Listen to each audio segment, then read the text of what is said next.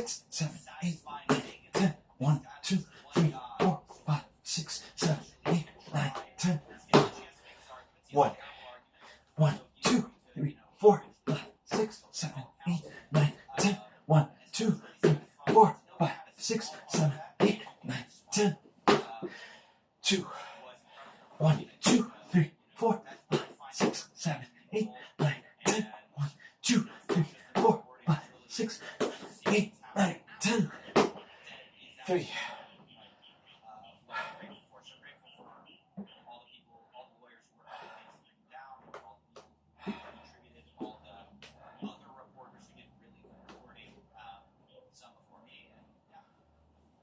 The jury found SPF guilty on all counts, and he faces a potential 115-year jail term. Sentencing is scheduled for March 2024.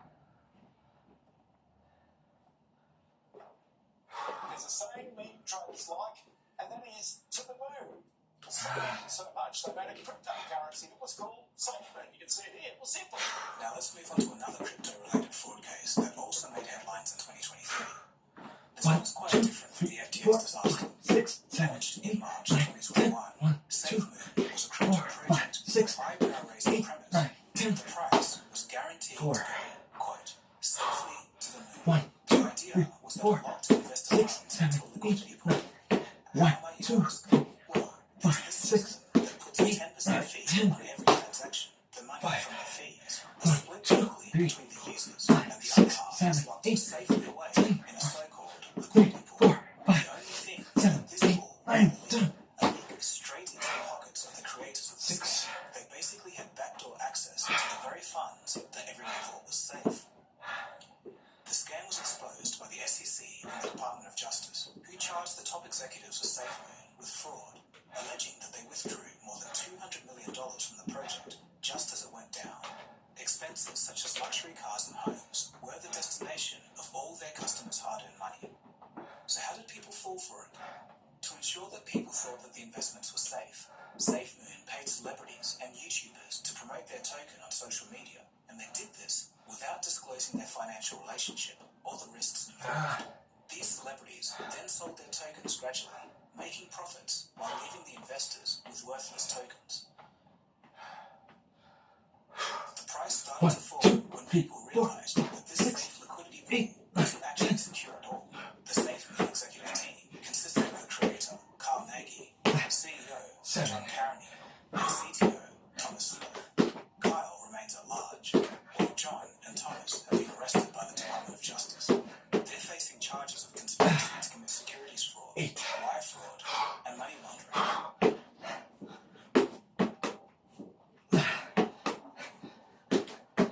It wasn't just the online landscape that was ruled by fraud. The corporate world was also witnessing a whole lot. And now we come to the scandals and fraud cases that rocked the business world in 2023. How do you go from being perceived as a promising entrepreneur to scamming JP Morgan, one of the biggest banks in the world? Well, if your name is Charlie Javis, you know exactly how. She was the founder and CEO of Frank, a fintech startup that claimed to help students access financial aid and scholarships. Frank offered a platform that simplified the process of applying for federal and state aid, as well as private loans and grants. It had millions of users, hundreds of partners, and a lucrative deal with JP Morgan. But it was all a lie. Charlie approached a dodgy professor who fabricated most of the user data. The purpose of this was to artificially inflate the number of users that Frank had, and hence it would be more valuable and attract investors. Most shockingly though, she successfully deceived JP Morgan into buying her startup for $175 million, pocketing $45 million for herself in the process. At this point, she probably should have left the company, but she didn't. 11. JP Morgan had to contact the users in the data given by Charlie. This was via email, and when JP Morgan received highly in responses, they realized they had been scammed. They turned around and promptly sued Charlie. 12. The SEC soon got involved and charged her with securities fraud, wire and bank fraud, and money laundering. She now faces a long prison sentence if convicted in her trial, which is scheduled for October 2024. As a side, JP Morgan aren't exactly clean either. They've been caught rigging the gold and silver markets for years now.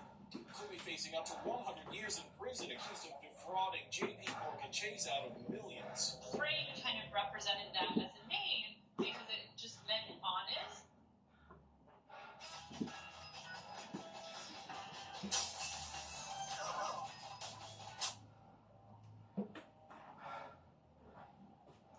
One of the most shocking cases in the past 12 months was the collapse of Credit Suisse.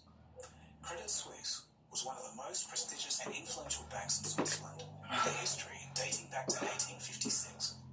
The bank started off as noble as a bank can be, but over time, a rot started to fester within the bank's internal culture. Fraud, funneling money for weapons to foreign governments, and general banking crimes all were just a day at the office. But by 2019, things had gotten so out of control that the CEO was caught spying on a former executive who joined the UBS Bank, their main rival. Then, in 2021, Credit Suisse lost nearly $1 billion in two investment funds. The bank's chairman stepped down in 2022 amid rumors that the bank was in trouble. And all of these incidents sparked panic and a massive withdrawal of clients. By the end of 2022, they'd taken out $119 billion from the bank. The situation worsened in 2023 when Credit Suisse failed to raise enough capital to stay afloat, and things just didn't get better. Two US banks, Silicon Valley Bank and Signature Bank, also collapsed around the same time, sending shockwaves through the global financial system. Basically, clients now wanted to get as far away from Credit Suisse as they could. The Swiss government had seen enough, seeing disaster on the horizon. $108 billion was granted for a merger between UBS and Credit Suisse, and this was to prevent a contagion. In March of 2023, Credit Suisse was sold to its main rival, UBS, for a paltry $3.3 billion. It was a very sorry state after a series of scandals, losses, and crises. Investors in the bank suffered huge losses as $17 billion worth of bonds issued by Credit Suisse became worthless. Employees faced uncertainty and possible layoffs, and of course, the bank's brand and reputation were trashed. Overall, Credit Suisse's downfall questioned the too-big-to-fail notion for banks and cast uncertainty on Switzerland's position as a safe global banking centre. The ATO was blaming influencers on TikTok for promoting the scam that netted at least $1.2 billion in fake GST claims. The tax bill went viral in 2021. A seemingly harmless TikTok trend has resulted in a staggering $4.6 billion loss for Australian taxpayers. The scam exploited the Australian 17. GST, or Goods and Services Tax, is a 10% tax that applies to most things you buy or use in Australia. If you run a business, you can register for GST and claim back the tax that you paid on your purchases. So maybe you can put two and two together and get inside how this might be exploited. The scammers took advantage of two things to pull off the scheme. They created fake businesses, going as far as creating an Australian business number, an official registration for any Australian business. Then they submitted fake statements, claiming that they spent a whole bunch of money on their businesses, and then turned around and asked the Australian government for their 10% GST refund. As soon as they got the money, they withdrew it, or moved it to other accounts before the Australian Taxation Office could catch them.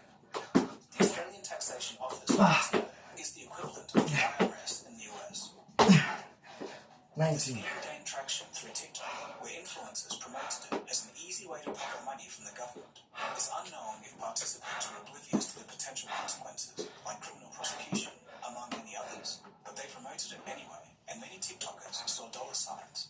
The Australian Taxation Office first detected the fraud in early 2022 and launched an investigation called Operation Protocol. This was an extensive investigation and involved 600 staff. Despite stopping $2.7 billion in fraudulent claims, the ATO had paid out $1.6 billion before halting the scammers. The scam roped in at least 56,000 participants, mostly from low-income backgrounds who were tempted by the promise of quick money. Some people actually used their real identities, while others used stolen ones.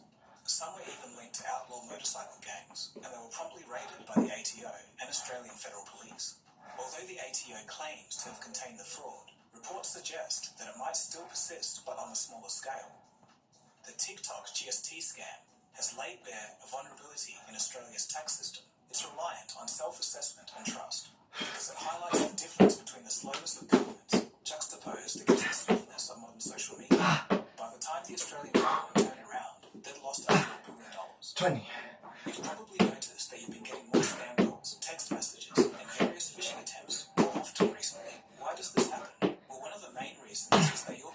information is being sold online without you even knowing it. This information can be used for targeting for scams, unsolicited advertisements, to sell your browsing habits, or even commit identity theft. That's where today's sponsor, Incogni, can help. They can delete your information from the records of data brokers on your behalf. Simply just create an account. Then Incogni can contact the data brokers. Then you can sit back and relax and let them take care of the rest, complete with updates on how the task is going. To protect yourself online, use the code COLDFUSION in the link below to get 60% off an annual Incogni plan. Go to incogni.com/coldfusion to get started. Okay, now back to the video. Oh my gosh. That was recent. Video game that generates so much buzz that it becomes one of the most anticipated titles of the year. But in reality, it was a colossal scam. This is the story of The Day Before, a game that promised the world but delivered virtually nothing. The Day Before was announced by its developer, Fantastic, in January of 2021. It was supposed to be an open-world, beautifully rendered MMO zombie shooter. It sounds simple enough, but a game like this has never been attempted before due to the massive technical requirements needed behind the scenes. At any given time, tens of thousands of players could be online concurrently. MMOs, or massively multiplayer online games, require robust servers and a horde of skilled developers to pull off, and that's something that this game company didn't have. The game trailer showed impressive visuals and quality, and it quickly went viral. However, something wasn't quite right. The amount of things promised and the quality of the trailers looked too good to be true, especially for a studio that had only 2 people on board. Those 2 people were Edward and Aizen Kutostov. Despite their mixed game development history, The Day Before was supposed to be their breakthrough into the 24. The brothers claimed that they had received assistance from volunteers all around the world, but this raised more questions than answers. As the trailers were analysed by people on the internet, they found stolen content from Call of Duty, SnowRunner, and even I Am Legend scenes were ripped off. Furthermore, the game was essentially built from stock library assets and used AI voiceovers for the trailers. But still, the majority of people were excited, but then the release date got pushed back multiple times. The Day Before was finally released for early access on December 7th, 2023 on Steam, a cloud platform for games. Although the initial anticipation was high, players quickly realized that they had been bamboozled. The game was plagued by frequent crashes and a barrage of bugs. It was incomplete and nothing like the trailers had promised. It was more of a shooter than a survival game, and the world was empty with pretty much nothing to do. Most of the features shown in the trailers had vanished. The gameplay was repetitive, the enemies barely functioned, and even something as basic as melee combat or hand-to-hand combat didn't even exist in the game. It was a complete disaster. As a result, The Day Before received some of the worst reviews ever seen in the history of Steam. There was a subsequent onslaught of refund requests. The Fantastic Studio faced allegations of asset dumping, trailer and gameplay plagiarism, manipulation of Steam wishlist numbers, and a reliance on unpaid volunteers.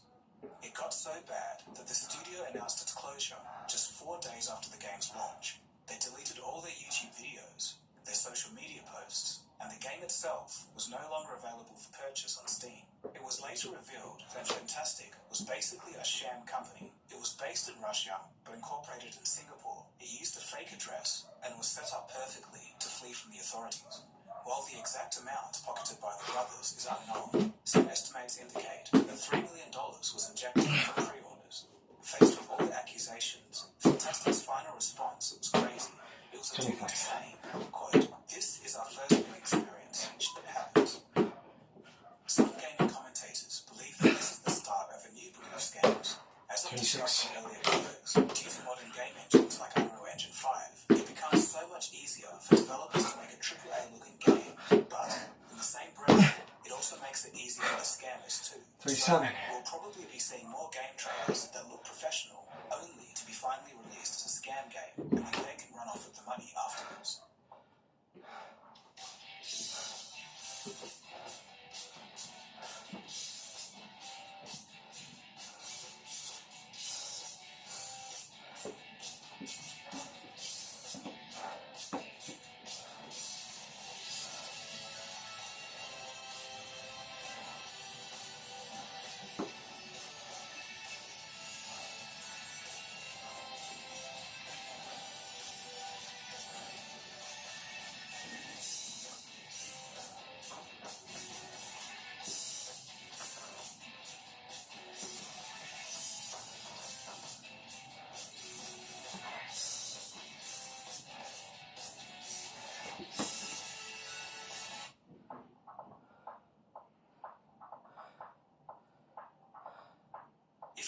from your home country and want to expose the wrongdoings of your government, people are probably going to listen to what you have to say. More so if you're a billionaire living in New York. Miles Go, a former property tycoon who fled China in 2014, left the country after being accused of corruption and bribery. When in America, he claimed to be a dissident and a media mogul. Go started a media platform called GTV. He claimed that it was dedicated to exposing the truth about the Chinese Communist Party. He also created a network of informal groups and recruited thousands of people to join his cause. Donating money to his projects was often asked, and he raised $1 billion this way. William Jett was a dual citizen of Hong Kong and the UK and served as Go's right-hand man, a financier and money launderer. He helped Go create two more schemes to attract investors. The first one was an online membership club, while the second was a cryptocurrency platform that allowed users to trade digital tokens into Go's business. Of course, he promised large returns. Both men claimed that the money invested would be used to develop and grow their business. As you could guess, unfortunately, the money went straight to a lavish lifestyle for the duo. These were expensive properties, including a 50,000 square foot mansion in New Jersey. The rugs alone in the house cost $1 million, if you can believe it. There was also a $4.4 million Bugatti, a Lambo, a Ferrari, $1 million yachts, a $62,000 TV, and a $140,000 piano, and basically whatever these guys wanted. They would also move money around to various bank accounts, trying to hide their tracks and keep the fraud going. The scam was eventually exposed by US authorities, who seized more than $632 million from the bank accounts of both men. They also arrested and charged them with multiple counts of wire fraud, securities fraud, bank fraud, and money laundering. They faced up to 20 years in prison for each charge. Interestingly, after Go was arrested in March of 2023, his apartment miraculously caught fire. Was this a coincidence? Was this an attempt to hide evidence? Fire broke out at a Chinese Oh, man. billionaire's penthouse just hours after his arrest. He is charged with fraud and money laundering. Chinese business tycoon Go Wengui, who also goes by a half a dozen other aliases, is facing international money laundering, conspiracy, and fraud charges for allegedly soliciting more than $1 billion of investments from thousands of online victims. We're seeing these kinds of scams in the investment space growing as we're seeing the economy worsen. It's really surprising to me, and it continues to surprise me, how many people are willing to provide a lot of their money to the people like this man.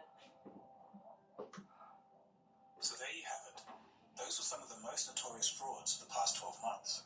While we've shared some ongoing cases, one can't help but wonder how many others are silently at play in the shadows. Unfortunately, preying on people's vulnerabilities has become a bit of a trend. With a faltering economy and the tantalizing promise of quick wealth, the murkier side of the financial world is flourishing. These cases show cracks in regulation globally. The scale and frequencies of these frauds highlight how hard it is for authorities to catch up. In the end, we have to keep vigilant. And as the saying,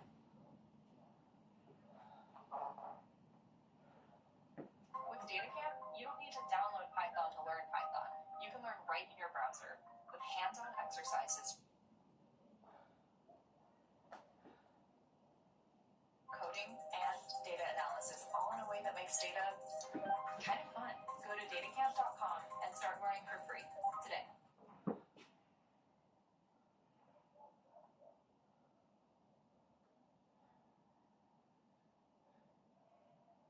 About 2 or 3 years ago, I labeled Dubai the influencer dystopia. And to be honest, it's never been more true. The other day, I was browsing Twitter, and I stumbled upon a viral tweet. The video featured a woman hyping up Dubai or the One. and compared it to living in somewhere like LA in the US. This is why I Two. chose to live in Dubai and not in LA. It's no longer the American dream, it's a Dubai dream. Three. See, Dubai is a fool's paradise. It appeals to millions and attracts corruption. Four. In fact, there are very few redeeming qualities that I can think of about Dubai. Once you understand how the country came to be, it lies under the surface. So in response to the video, the tweet says, I can Six. imagine anywhere I want to live less than Dubai, which got me thinking because I agree. And this tweet Seven. is so viral, it has been seen nearly 20 million times with over 60,000 likes. Why? Not only are we going to dissect this video, we're going to find out why Dubai is actually hell on earth. The history of Dubai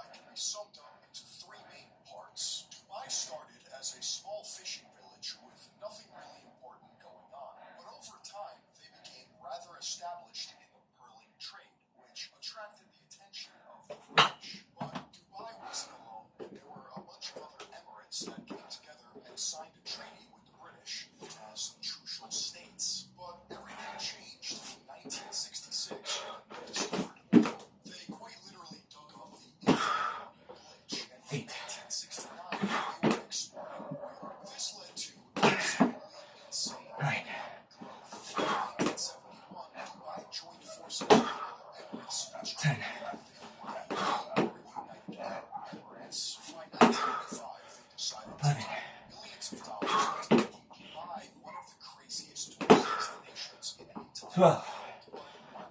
Yes, the entirety of the Middle East will use oil as their 13. source of revenue. Yes, well, it seems as. However, there is one problem. 14. Diversification. Simply relying on oil, or one resource for that matter, can cause major problems for a nation. So they turn to, drumroll please, tourism, which is exactly why Dubai looks the way it does. The Burj Khalifa, or the tallest building in the world, serves no purpose other than one giant dick measuring contest. It is quite literally a giant penis in the sky. Supposedly, it can accommodate up to 35,000 people, which is funny because there's no sewage system connected to the building. To my understanding, the UAE is actually dumping money into creating a sewer system for Dubai. However, it doesn't exist for the Burj Khalifa, which is why you may or may not have heard of Dubai's infamous poop trucks. Here's all the food trucks all lined up. How much worth? 10,000 gallons each. The line starts here. Goes around the corner. 15. 1. There were so many trucks 2. at one point that they would routinely cause traffic 3. jams. What's even worse is because of the insane 4. long lines, some drivers will just dump their 5. sand dunes and flood into the Persian Gulf. 6. They have a bunch of tourists effectively swimming the entire 7. stream of shit. There's literally a truck traffic 8. jam because they don't have a sewer system connected to the Burj Khalifa. 9. And you would think, well, plan for the tallest, most opulent building in the 10. world, you would, I don't know, think of plumbing. But no, and we'll see this routinely with the infrastructure of Dubai. Cutting corners, slave labor, and cheap materials.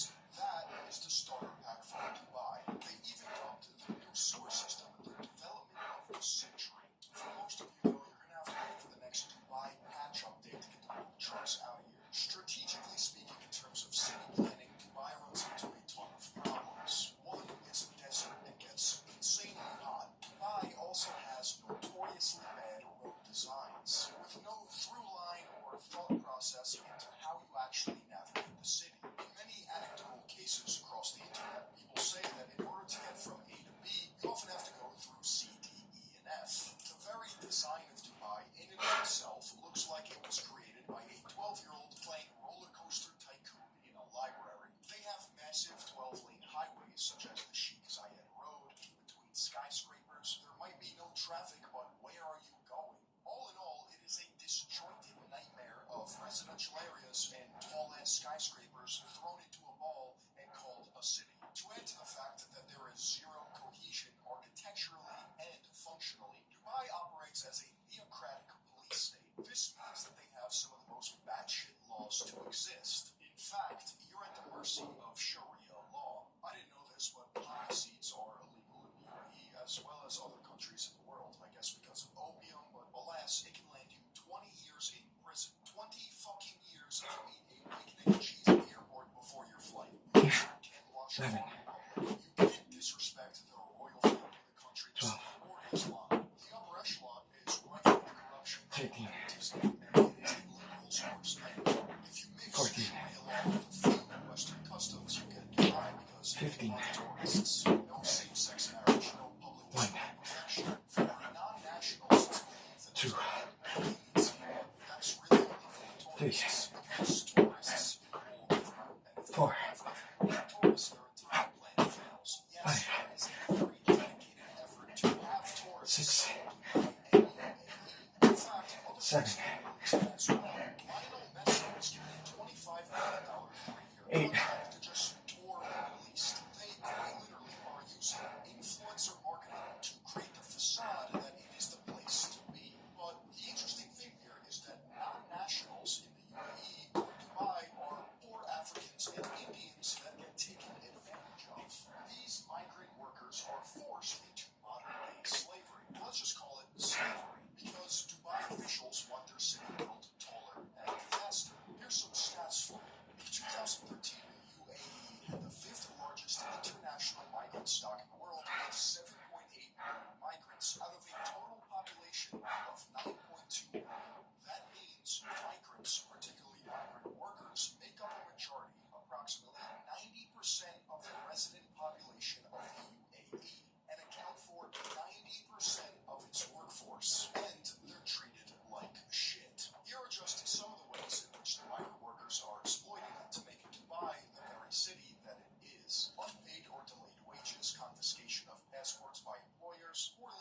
conditions in labor camps, and restrictions on movement and communication. If you've ever seen a picture or map of Hawaii, then you're definitely aware of the infamous palms. The Palm Islands are residential areas that jut out into the Persian Gulf. There are 3 Palm Islands and a group or cluster of islands known as the World Islands. Palm Jumeirah is the only one that is Finished. Palm Bira is abandoned.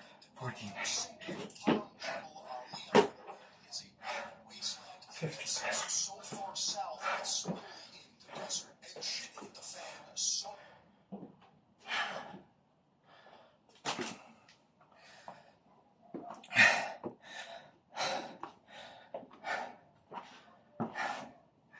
Lord, you are good, and you are good all the time. Father, continue to bless my brothers and sisters, and be with all of us, O Lord God, who are in this workout program. Protect us, protect our bodies, heal our minds, keep us inspired, keep us motivated. Bless everyone who watches. Bless everyone and their families, Lord God. Continue to show your goodness towards us. Thank you for protecting us. Thank you for loving us. In Jesus' name, amen.